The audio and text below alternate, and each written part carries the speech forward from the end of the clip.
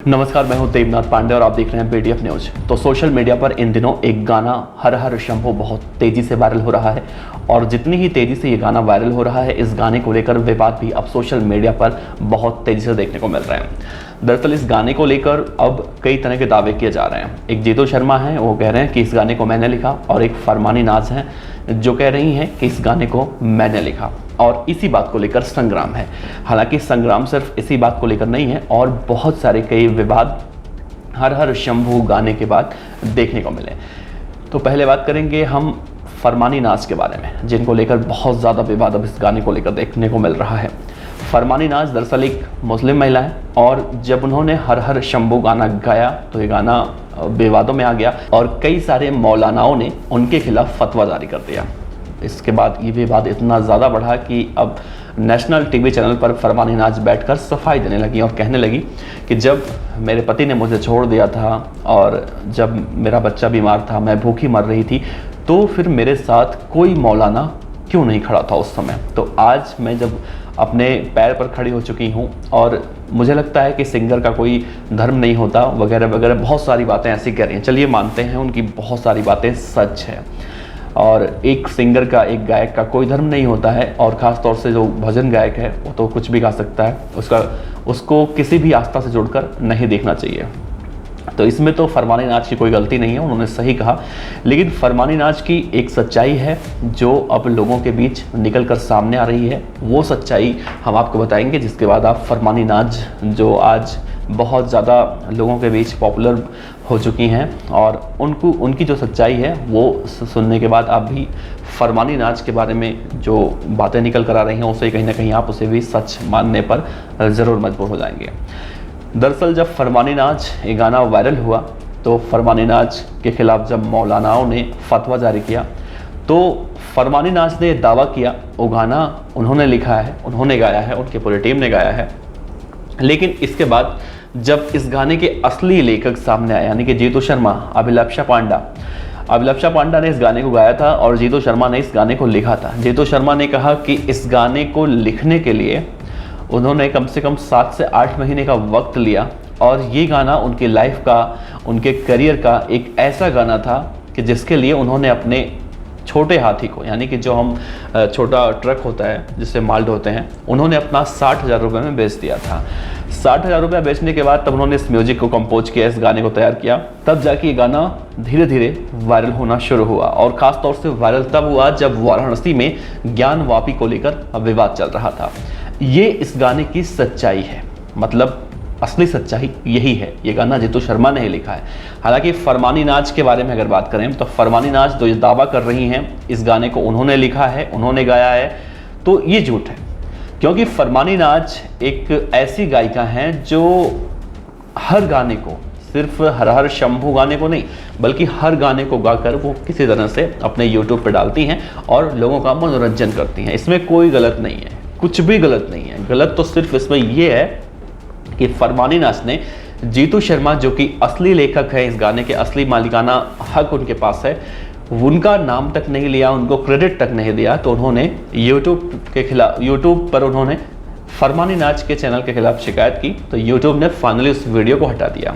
ये फरमानी नाज का पहला झूठ सामने आया।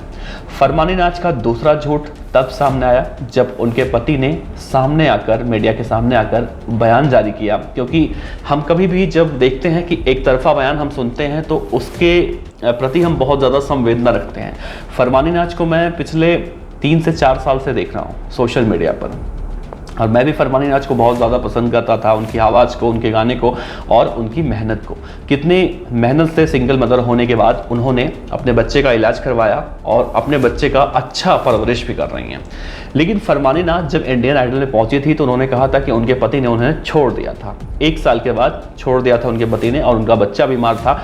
वो दूध पीता था तो बॉटल से पीता था और बैठ के पीता था। अगर उसको लिटाकर दूध पिलाते तो शायद उसके हलक में वो नहीं जा पाता था।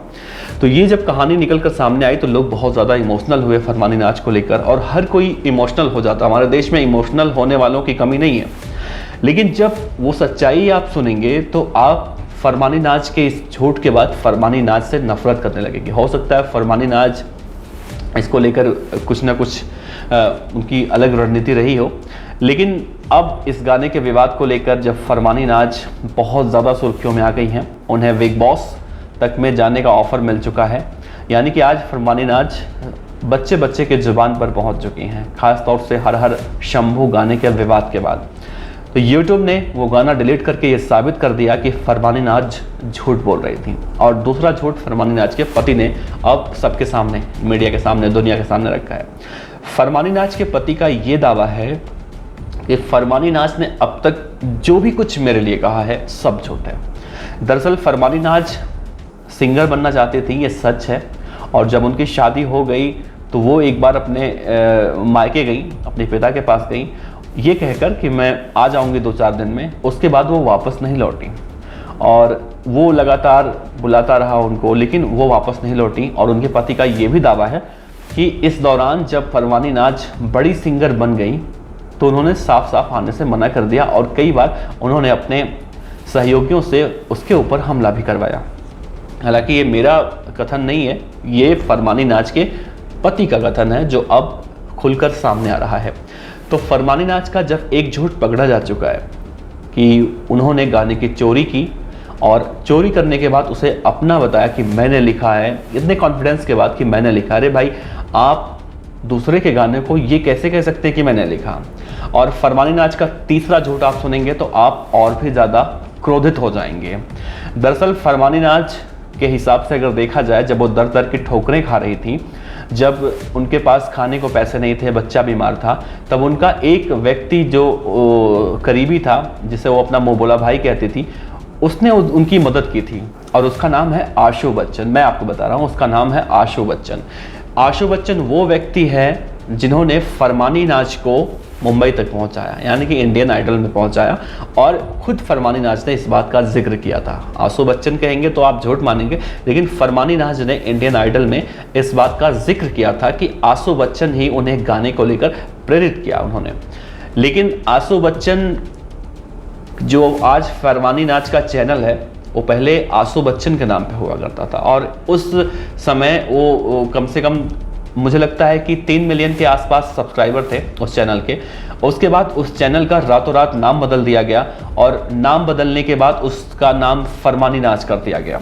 फरमानी नाज जो पहले आशु बच्चन चैनल हुआ करता था। इसके बाद आशु बच्चन भी सोशल मीडिया पर आए और उन्होंने भी अपने साथ हुई बातें बताई फरमानी नाज को लेकर। उन्होंने बताया कि किस तरह से उनके साथ धोखा हुआ है। लेकिन जिस तरह से आशु बच्चन के साथ धोखा हुआ, फरमानी नाज के नाम से चैनल बना दिया गया और ये चैनल इसी तरह से रात दिन सब्सक्राइबर इस पर गेन होते गए। आशु बच्चन ने एक सिराज नामक व्यक्ति के साथ मिलकर आशु सिराज बच्चन के नाम से नया चैनल खोला, जो कि अब मुझे लगता है कि 7 से 8 लाख सब्सक्राइबर उन्होंने भी गेन कर लिए हैं। तो फरमानी नाज की कहानियाँ जो आज निकल कर सामने आ रही हैं, जो वो विक्टिम बनने का दावा कर रही हैं, दरअसल वो विक्टिम नहीं है, मेरे हिसाब से तो नहीं है विक्टिम। क्योंकि अगर वो विक्टिम होती तो उनकी जो बातें हैं वो एक तरह से झूठ नहीं साबित होती। चाहे आशु बच्चन का मामला हो, हर हर शंभू गाने के मालिकाना हक को लेकर जो बातें निकल कर सामने आ रही हैं उसका मामला हो, या फिर उनके पति के द्वारा उनको सताए जाने, मारे पीटे जाने की बात हो, सब झूठे निकल कर आ रही हैं। फिलहाल फरमानी नाज करोड़ों का स्टूडियो खड़ा कर चुकी हैं और अब वो पहले जैसी नहीं है। अब उन्होंने काफ़ी मतलब मेहनत तो उन्होंने किया है, लेकिन इस मेहनत को उन्होंने गलत तरीके से पेश किया। उन्होंने ये कहा कि सब जितना कुछ लिखा था गाना सब मैंने लिखा था, जबकि फरमानी नाज दूसरे के लिखे हुए गानों को गाती हैं और उसी को गाकर अपना गुजारा करती हैं और अच्छा खासा पैसा भी कमाती हैं, लेकिन उसको डिस्क्रिप्शन में या फिर कहीं भी क्रेडिट देना ज़रूरी नहीं समझती हैं। तो ऐसे लोगों को आप क्या कहेंगे? फरमानी नाज विक्टिम है या फिर खुद आरोपी हैं? ये बात आप तय कीजिए और नीचे कमेंट बॉक्स में ज़रूर बताइए। आपका बहुत बहुत शुक्रिया। खबर अच्छी लगी हो तो लाइक कीजिए, सब्सक्राइब कीजिए, साथ ही बेल आइकन का बटन दबाइए PDF न्यूज की खबरें सबसे पहले देखने के लिए।